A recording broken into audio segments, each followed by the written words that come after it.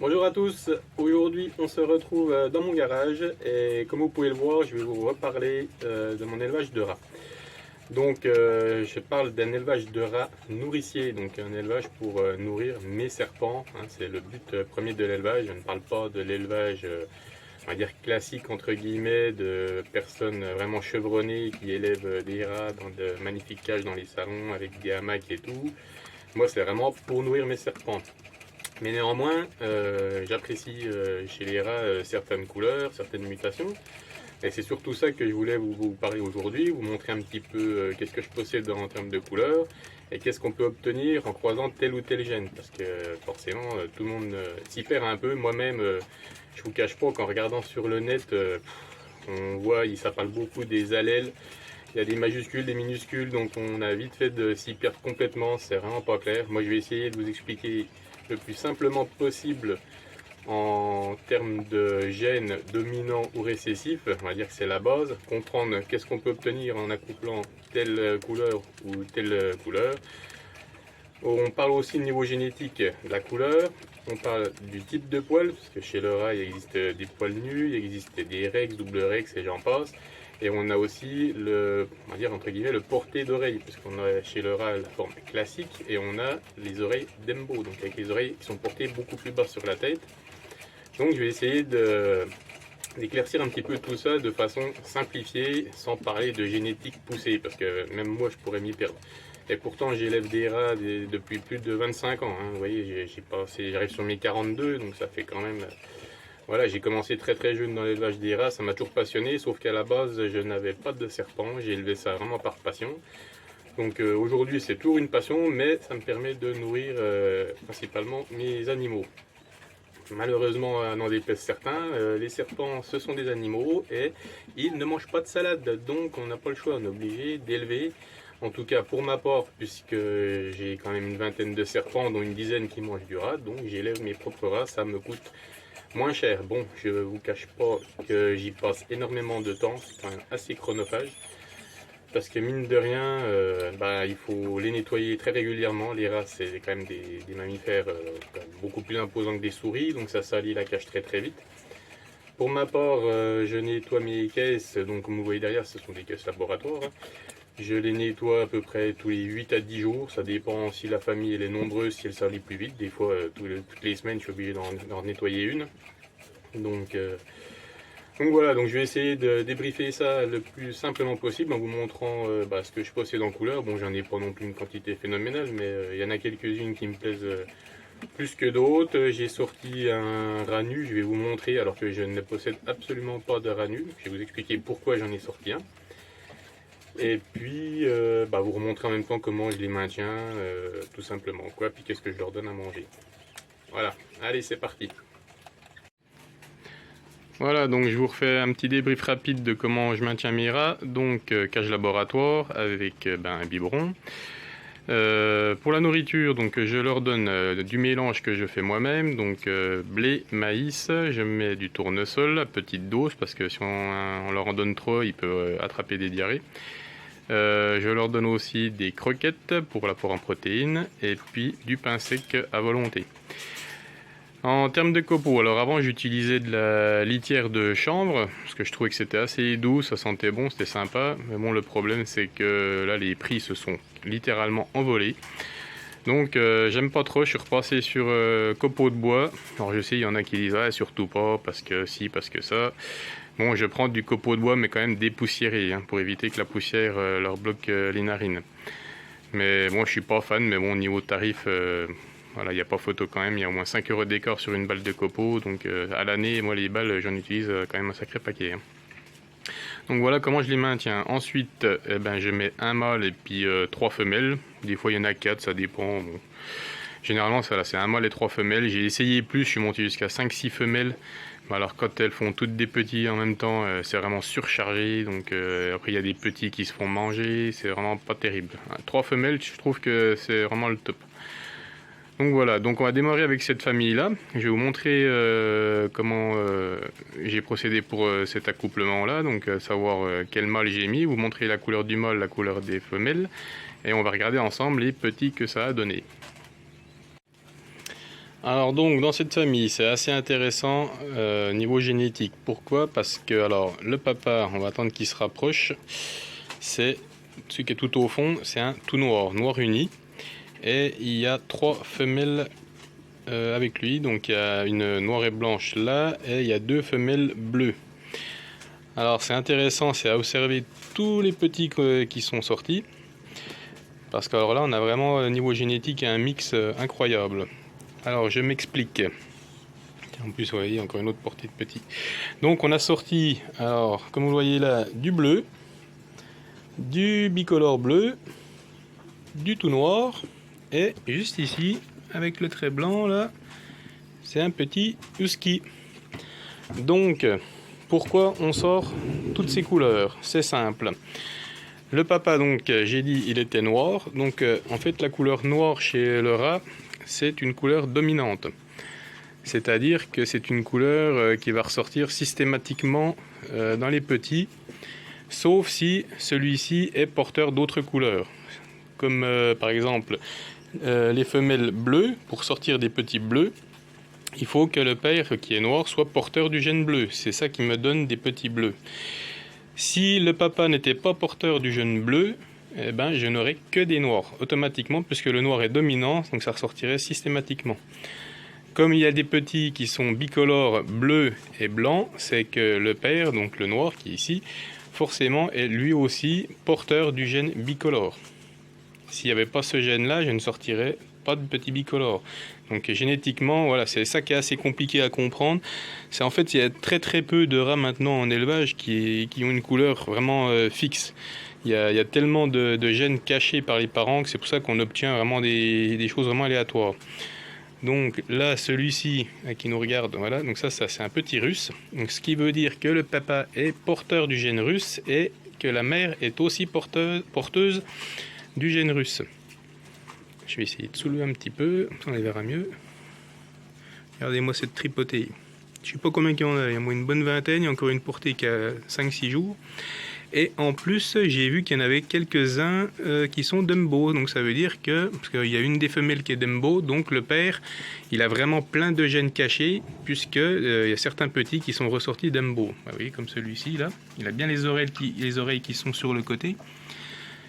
Celui qui est ici, c'est aussi un husky, mais vous allez voir, on va en parler un peu plus tard. En fait, les huskies, c'est un gène qui est un petit peu à part, on va dire. C'est surtout au niveau des marquages. Il existe plusieurs types de huskies, donc on va y revenir un petit peu après quand je vous montrerai qu'une famille de huskies. Je crois que j'en ai quelques-uns. Donc voilà, donc ce qui est intéressant, c'est comprendre ce qui est dominant et ce qui est récessif. Donc le gène bleu récessif, le gène bicolore récessif, husky aussi. Là, dans cette portée, il n'y a que les noirs qui sont dominants. Donc si je mets que des noirs ensemble, j'aurai que des noirs. Si je mets des noirs, surtout un mâle noir avec des femelles bleues, si le papa n'était pas porteur du gène bleu, je ressortirais uniquement des noirs. Donc là, le fait, c'est qu'on comprend génétiquement que le père est porteur de multigènes cachés. Il est à la fois porteur du gène bleu, du gène bicolore, du gène husky et aussi du gène Dumbo. Ça veut dire que il a minimum, je dis bien minimum, parce qu'il en a peut-être d'autres si je la couple avec d'autres femelles, il a au moins 5 gènes déjà en lui. Voilà pour cette famille. On va passer à une autre famille, vous allez voir d'autres couleurs et on va parler des suivantes. Donc voilà une nouvelle famille. Donc ici ce sont des bleus toujours. Alors la différence entre la famille précédente, c'est que ici c'est un bleu qui est très clair. Certains appellent ça du bleu saphir. À la différence de la famille d'avant, c'était des bleus très intenses. Il y en a qui appellent ça le bleu russe. Alors il y en a qui appellent ça, il y en a qui disent absolument que c'est ça. Moi, comme je vous le dis, c'est pas de la génétique poussée, c'est surtout visuellement. Donc on voit que c'est du bleu qui est très clair. Et vous voyez ici, voilà, je vous en parlais tout à l'heure. Faire attention qu'il ne se sauve pas quand même, parce qu'après pour courir dans le garage, c'est pas le top. Donc ici, on a un rat nu. Non, hop. Donc le rat nu, c'est qu'il est, ça va très vite. Voilà, il est là. Donc en fait, pourquoi j'ai sorti un rat nu? Eh ben c'est simple, c'est que le papa et la maman, ils sont porteurs tous les deux du gène nu, tout simplement. Bon après, je m'en doutais un peu parce que c'est une famille qui vient d'un ami qui est en Alsace et qui lui travaillait les rats nus. Donc je me doutais tôt ou tard que ça allait ressortir. Et en plus, c'est un mâle, j'ai vu. Hein. Donc celui-ci, je vais le garder et je vais le laisser dans cette famille-là avec ses frères et sœurs pour voir si potentiellement je suis censé en ressortir.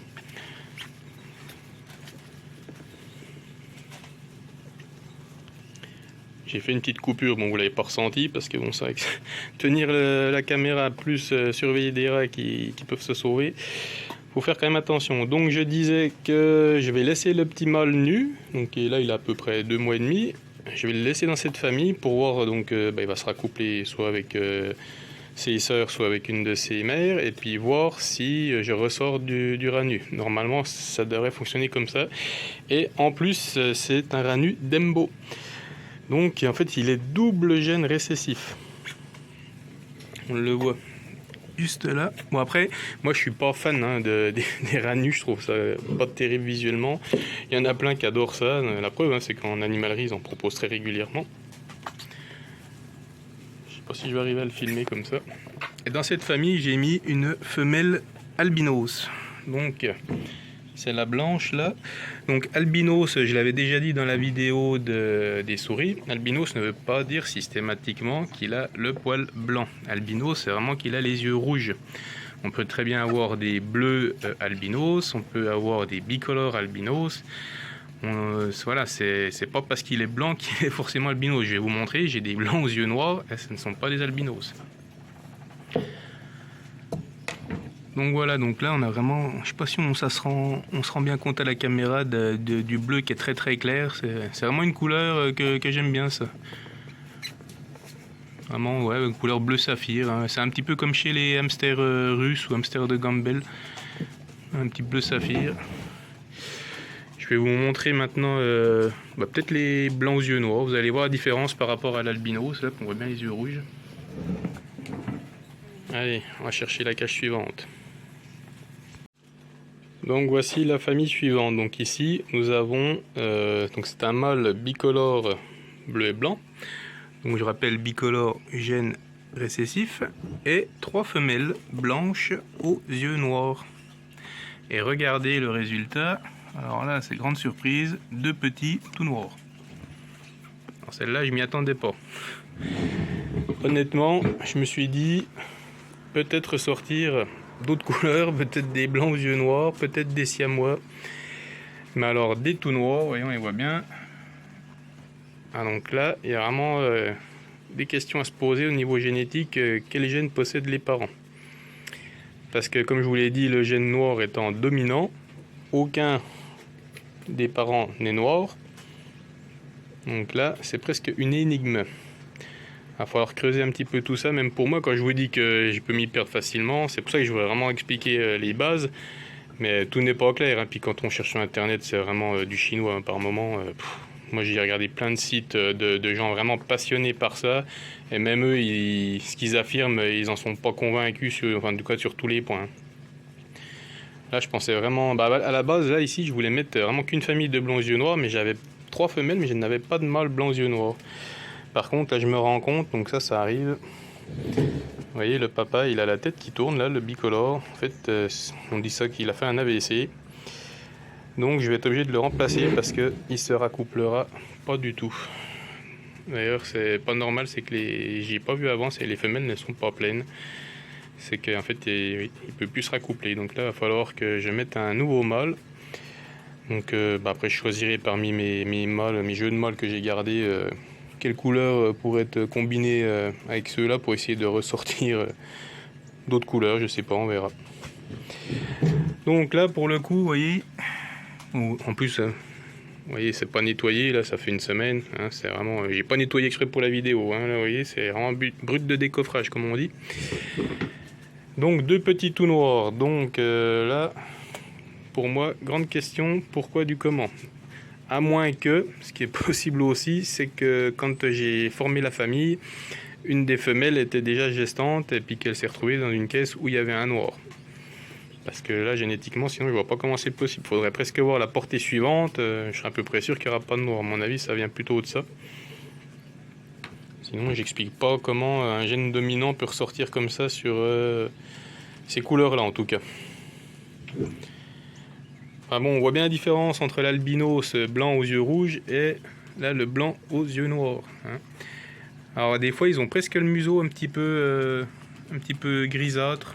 Ça rappelle un petit peu les couleurs siamois. Je sais pas si ça se voit là. Alors, je vais vous montrer. Hop. Des siamois, je crois que j'en ai. Enfin, des siamois, non, je crois que j'en ai juste un. Et encore, faut que je le retrouve, j'en suis pas sûr. Allez, on passe à la suivante. Voilà, regardez-moi ça, cette famille. Donc là, voilà, encore parfait exemple de gène récessif. C'est que tous les parents sont unis. Donc il y a bleu uni et noir uni. Et dedans, on le voit là, il y a deux petits bicolores. Ce qui veut dire que le papa est obligatoirement porteur du gène bicolore, et ainsi que la maman. En fait, c'est très facile à comprendre. C'est gène dominant, un gène qui se répète systématiquement sur la génération suivante. Et gène récessif, pour qu'il soit visible, il faut que les deux parents soient porteurs du gène, tout simplement. Donc là, comme aucun des parents n'est bicolore, c'est forcément que le papa et la maman sont porteurs du gène bicolore. Et en plus, on voit une grosse femelle là qui va pas tarder de mettre bas. Donc là, on a du noir, on a du bleu, puisque le papa est noir et les trois femelles sont bleues. Donc obligatoirement, il est porteur également de bleu. En plus, il y a une majorité de petits bleus. Donc voilà. Puis vous voyez, comme il y a pas mal de bébés, hein, c'est ce que je vous dis, un mâle et trois femelles, ça fonctionne plutôt bien. Là, c'est des petits qui sont nés le 6 septembre, donc on est le combien? On est le 5 octobre, donc des petits qui ont tout juste un mois.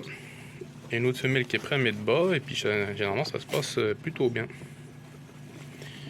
Regardez ça comme elle est énorme là. Hop.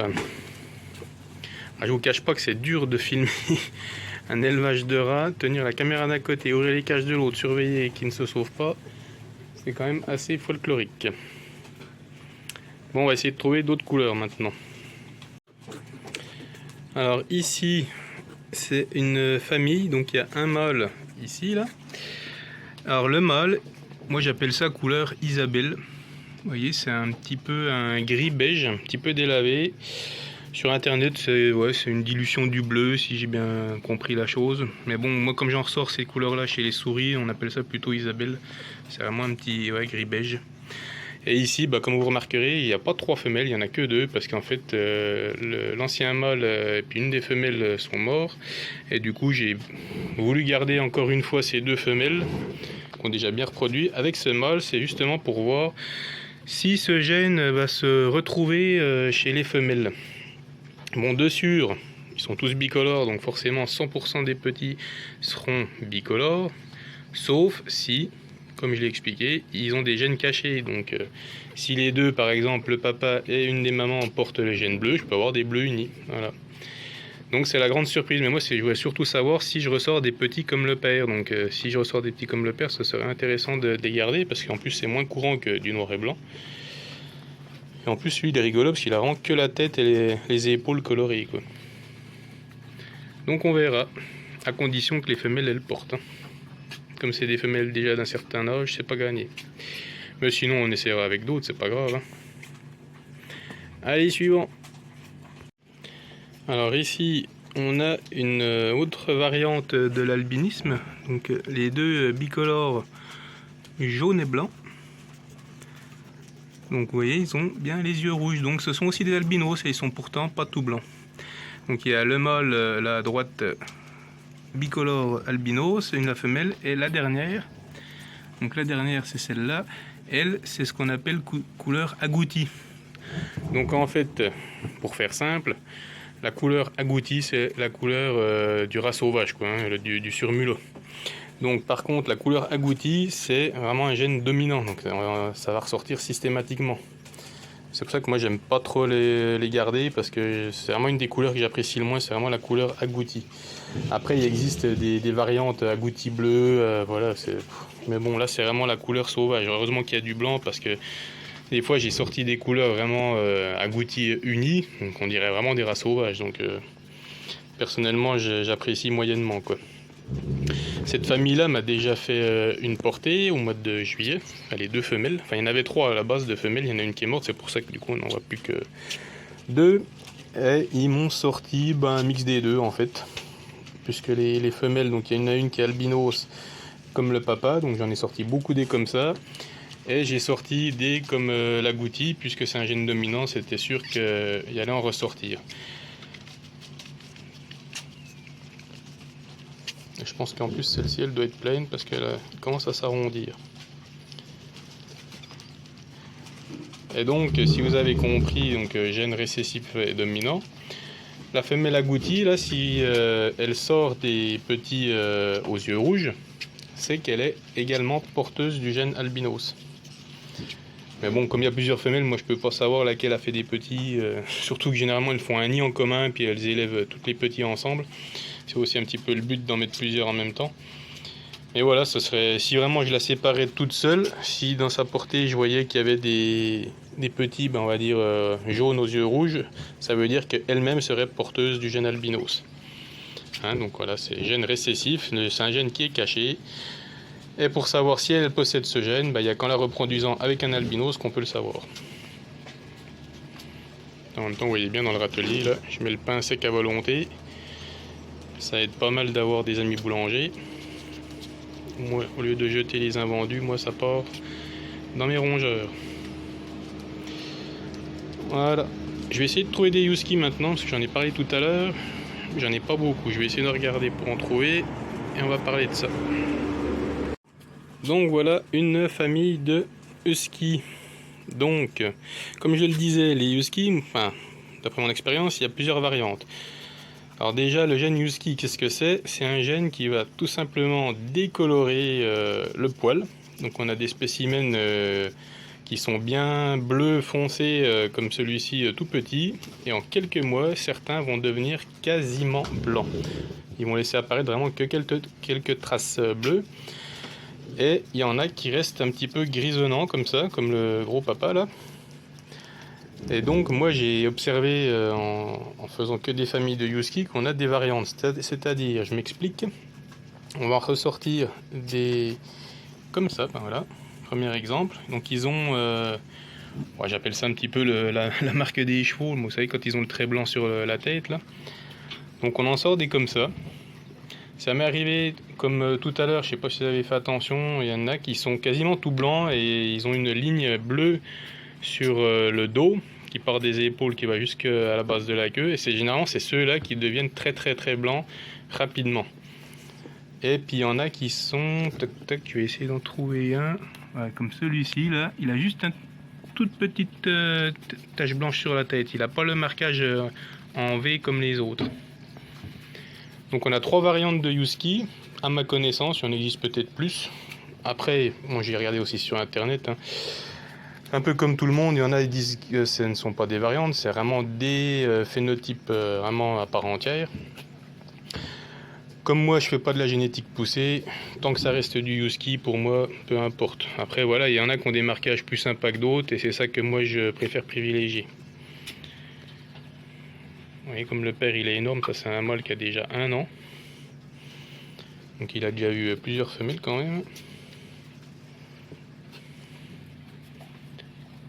Et là vous voyez il y a même un petit qui est même beaucoup plus clair que les autres. Comparé, si on en met 2, mais bon je peux pas tout faire tenir et puis vous les montrer. Mais on a vraiment des marquages foncés, vraiment bleu très intense, et des marquages, là on voit bien celui qui est dans l'angle, il est vraiment bleu beaucoup plus clair. Donc généralement les plus clairs c'est ceux qui vont blanchir on va dire en premier quoi, le plus vite possible. Donc voilà. Je sais pas s'il me reste encore d'autres couleurs à vous montrer. Je vais faire le tour. Et on voit la suivante s'il y en a d'autres. Voilà, donc je vais terminer avec cette famille là.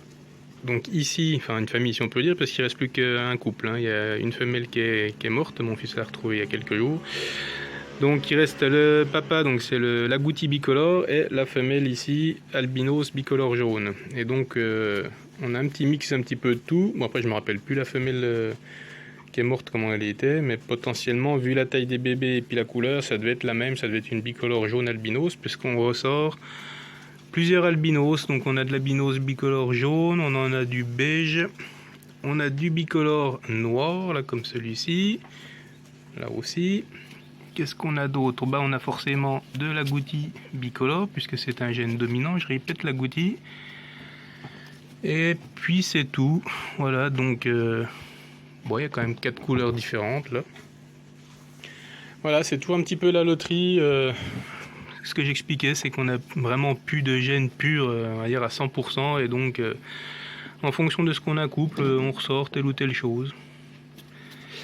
Alors une question que je m'étais posée, peut-être que certains s'en sont déjà posés aussi, c'est pourquoi on trouve jamais de rats tricolores comme chez les souris. Donc moi j'ai un petit peu fouiné sur le net, alors, vous pouvez regarder, vous allez tomber sur un article qui dit qu'il y a une fois un éleveur, je ne sais plus dans quel pays, qui a sorti un rat tricolore, qui a essayé de le reproduire pendant un bon moment et qui n'en a jamais ressorti, même en recroisant frères et sœurs, etc. Donc ils pensent que c'est plutôt une anomalie génétique, hein. Et puis certains en ont sorti quand même des tricolores, mais là par contre c'était vraiment voulu. Alors apparemment c'est qu'ils avaient une carence en je sais plus trop quoi, ce qui avait décoloré le poil, mais une fois que la carence était éliminée, le poil retrouvait sa couleur d'origine. Voilà, donc, mais bon, moi j'ai déjà essayé en croisant, je dis depuis 25 ans, j'en ai croisé hein, des couleurs, jamais vu de tricolore. Jamais, jamais, jamais. Voilà, donc pour les couleurs. Ensuite, ben, pour finir, ben, y a, donc, comme j'expliquais, il y a les types de poils. Donc on a vu le nu, hein, donc, qui est sans poil. On a du rex et du double rex. Donc en fait, quand on met un nu avec un poil classique, ben, il arrive qu'on ressort des rex. C'est-à-dire qu'ils ont les poils un peu raccourcis. Alors par contre, le rex, c'est pas un gène récessif, hein. On peut pas dire qu'ils sont porteurs de rex, hein. C'est soit ils sont rex, soit ils le sont pas, hein. Après, il y a des doubles rex. Quand on met deux rex ensemble, ils ont les poils un petit peu, on va dire, un petit peu frisés. Après, niveau de génétique des poils, c'est pas ma tasse de thé. Moi, c'est surtout au niveau des couleurs. Donc voilà. Donc si vous avez compris, en fait, je résume. Donc couleur dominante, ben, on a l'agouti, donc couleur sauvage. On a le noir. C'est à peu près les seuls en couleur dominante. Après tout ce qui est bicolore, bleu, husky, albinos, les oreilles d'Embo, le nut, tout ça ce sont des gènes récessifs. Donc pour en obtenir, je le répète, mais il faut que les deux parents soient porteurs du gène, soit qu'un des deux soit déjà du type qu'on veut, soit déjà par exemple albinos avec un porteur albinos, sinon on ne peut pas sortir d'albinos, c'est impossible. Pareil pour les oreilles d'Embo, il faut qu'on ait au moins des deux d'Embo et que l'autre soit porteur d'Embo, ou alors que les deux parents soient porteurs d'Embo, sinon c'est impossible à sortir. Voilà, j'ai essayé de faire au plus simple. Ça peut rester encore un peu vague pour certains, mais c'est assez compliqué, c'est plus complexe que la génétique des souris où je maîtrise déjà un peu plus. Mais bon, j'espère que ça en aura aidé quelques-uns. Et puis pour terminer, comme d'habitude, j'espère que cette vidéo elle vous aura plu. Et puis ceux qui ne sont pas encore abonnés, comme d'habitude, je vous invite à le faire. Moi ça me fait toujours plaisir de voir de plus en plus de monde sur ma chaîne. Ça m'incite encore plus à faire d'autres vidéos. J'ai plusieurs idées en plus pour la suite, donc voilà. N'hésitez pas non plus à la partager, à la liker, ça me fera grand plaisir. Sur ce, je vous souhaite bonne fin de journée, à plus.